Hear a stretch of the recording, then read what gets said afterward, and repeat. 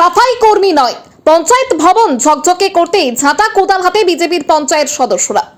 জঞ্জাল মুক্ত ও পরিষ্কার পরিচ্ছন্ন পরিবেশ গড়ে তুলতে এক ব্যতিক্রমী উদ্যোগ দেখা গেল খানাকুলা 1 নম্বর গ্রাম পঞ্চায়েত এলাকায়। কোনো সরকারি সাফাই কর্মীর ভরসায় বসে না থেকে নিজেরাই ঝাঁটা এবং কোদাল হাতে তুলে নিয়ে পঞ্চায়েত ভবনে স্বচ্ছতা অভিযানে নামলেন বিজেপির গ্রাম পঞ্চায়েতের সদস্যরা।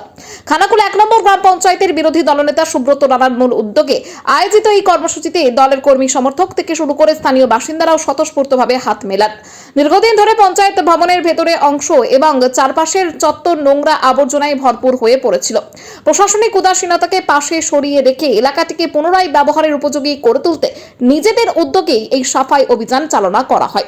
জঞ্জাল সাফাইয়ের পাশাপাশি গ্রাম পঞ্চায়েত ভবনের সামগ্রিক নিরাপত্তা সুনিশ্চিত করতে আগামী দিনে আরও কয়েকটি গুরুত্বপূর্ণ পদক্ষেপ নেওয়া হবে বলে সংবাদ মাধ্যমকে জানিয়েছেন বিরোধী দলনেতা সুব্রত রানা।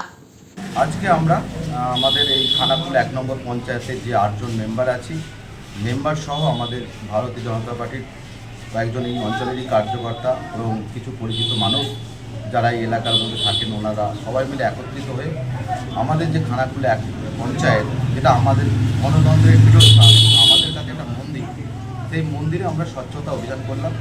কারণ আপনারা দেখতেই পাচ্ছেন যে পঞ্চায়েতটা দীর্ঘদিন ধরে যেভাবে নোংরা অবহেলার মধ্যে ছিল, আমরা একটুখানি পরিষ্কার করে স্বচ্ছতা ফিরিয়ে আনার চেষ্টা করছি। শুধু স্বচ্ছতা পরিষেবার হলে হবে না, শুধু স্বচ্ছতা উন্নয়নের হলে হবে না, তার সাথে সাথে এই মন্দির বা গণতন্ত্রের পীঠস্থান এটাও স্বচ্ছ থাকুক, যাতে বাইরেকার মানুষ এসে বলে যে না, একটা পঞ্চায়েত আছে, যে পঞ্চায়েতটা পরিষ্কার পরিচ্ছন্ন এবং খুব সুন্দর লাগে এবং গর্ব করে বোধ করতে পারি যেটা আমাদের 1 নম্বর পঞ্চায়েত, এটা মানুষের পঞ্চায়েত।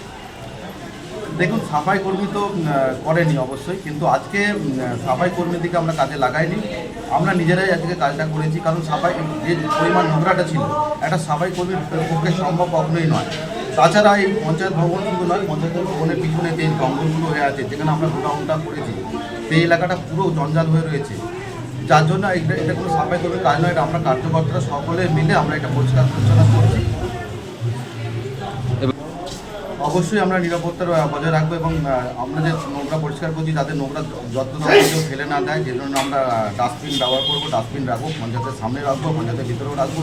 তাছাড়া এই জায়গাটা, এই সামনের জায়গাটা অন্ধকার হয়ে থাকে, এই দোকানগুলো যখন বন্ধ হয়ে যায়, সামনেটা অন্ধকার থাকে, এখানে একটা লাইটের ব্যবস্থা রাখবো এবং আমাদের সিসিটিভি ক্যামেরা রয়েছে। সিসিটিভি ক্যামেরা একটা সমস্যা রয়েছে যে হার্ড ডিস্কটা খারাপ হয়ে রয়েছে, আমরা ইমিডিয়েট 1-2 দিনের মধ্যে হার্ড ডিস্কটা লাগাবো, যাতে করে আমরা নজরদারিও করতে পারি যে এলাকাটা পরিষ্কার পরিচ্ছন্ন যাতে বজায় থাকে এবং কোনো রকম নোংরামি বা উপদ্রব যাতে না হয়, সেটা অবশ্যই আমরা করবো। নিরাপত্তার দিকে ভালো নজর রাখবেন, এবার রাখা হবে এবার থেকে নাকি? একদম নিরাপত্তার দিকে নজর রাখবো।